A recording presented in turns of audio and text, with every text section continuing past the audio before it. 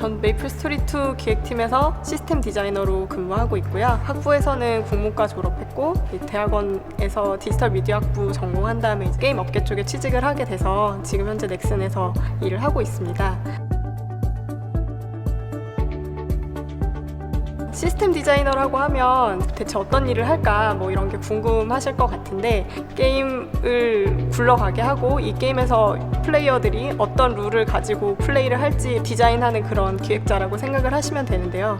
사실 분야가 되게 많이 나눠져 있는데 저 같은 경우는 컨텐츠 쪽과 되게 밀접하게 연관되어 있는 시스템 기획 쪽을 담당하고 있다고 말씀드릴 수 있을 것 같습니다.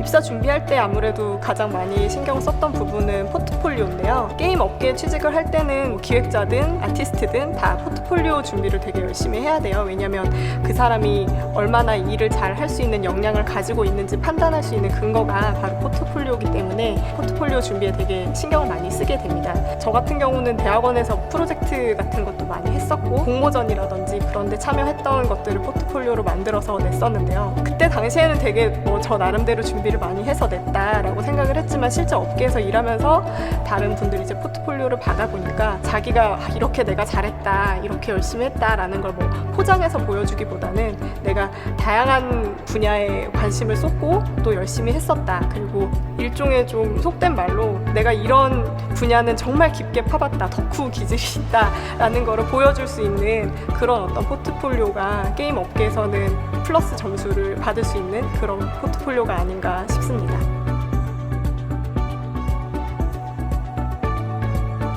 처음 회사 들어왔을 때 신입 때는 내가 기획한 내용이 클라이언트 내에서 이렇게 돌아가는 것만 봐도 굉장히 기분이 좋았어요. 내가 만든 내용이 이렇게 유저들이 정말 플레이할 수 있는 모습으로 구현이 되다니. 그게 굉장히 힘든 부분이거든요. 내가 기획서를 쓰고 또 아티스트들이 그거를 보고 그림을 그린다거나 모델링을 한다거나 그것들이 만들어져서 또 프로그래머들이 프로그래밍을 해가지고 이게 실제 클라이언트까지 들어가야 되는 거기 때문에 그렇게 구현되는 모습만 봐도 정말 즐거웠는데, 지금은 이제 연차가 쌓이고 유저들과 호흡하는 기회도 많아지고 하다 보니까 내가 기획해서 클라이언트 내에 적용한 어떤 시스템이나 콘텐츠가 유저들에게 좋은 반응을 얻었을 때 가장 큰 보람을 느끼게 됩니다.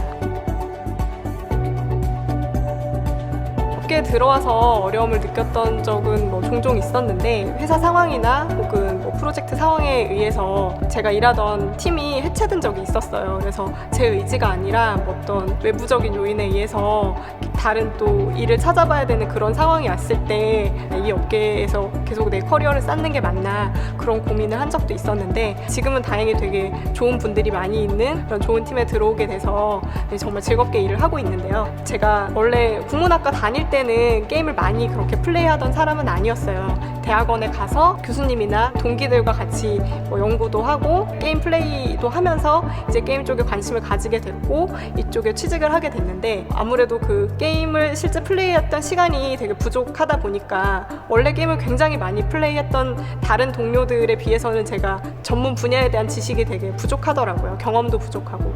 그래서 그런 것들을 좀 보완하기 위해서 제 스스로는 계속 게임 웹진을 찾아본다든지 아니면 게임 방송을 본다든지 하는 식으로 어떻게든 보충을 하려고 노력을 많이 했던 것 같아요.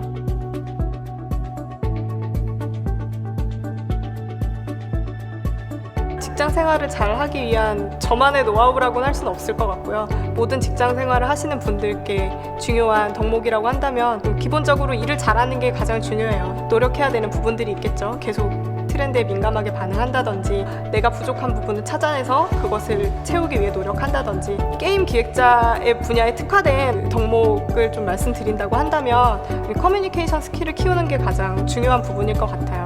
왜냐하면 게임 기획자는 아티스트나 프로그래머 사이에서 조율을 해야 될 때가 많기 때문에 서로 각각 이해관계가 다를 때 논의를 이제 좋은 방향으로 결론을 이끌어내기 위해서 어떨 때는 잘 구슬리기도 하고 또 설득을 하기도 하고 필요할 때는 강하게 주장을 펼치기도 하고 하면서 그렇게 커뮤니케이션 스킬을 많이 키우는 게 중요한 덕목일 것 같고요. 자기가 맡은 일에 책임을 다하는 것, 그것이 가장 중요한 덕목이 아닐까 생각합니다.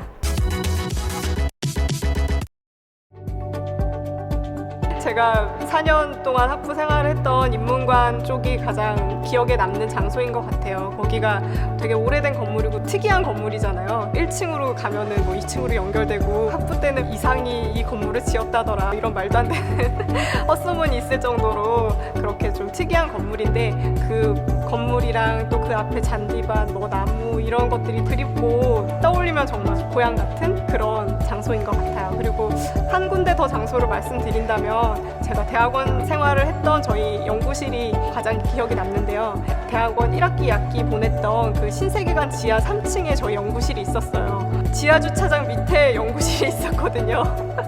그래서 거기에 들어갈 때 항상 저희는 막 던전 들어가서 연구한다라고 할 정도로 되게 특이한 공간이었는데 거기 그 지하에 빗소리 들으면서 새벽에 논문 쓰고 했던 게 가장 기억이 남습니다.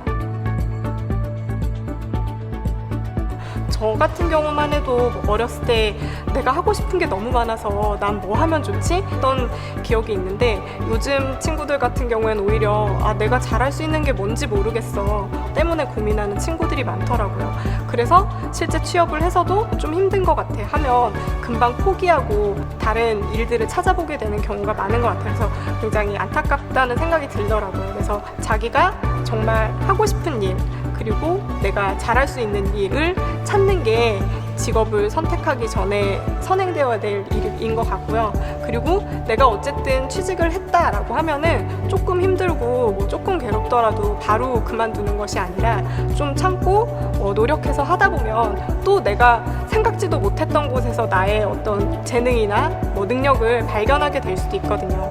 저 같은 경우도 사실 국문과 나와서 디지털 미디어 학부 나왔기 때문에 당연히 컨텐츠 기획, 뭐 시나리오 라이터 이런 쪽으로 일을 시작하게 됐지만 실제 업계에 들어가서 상급자 분들이 이런 일도 시켜보고 저런 일도 시켜보고 하세요.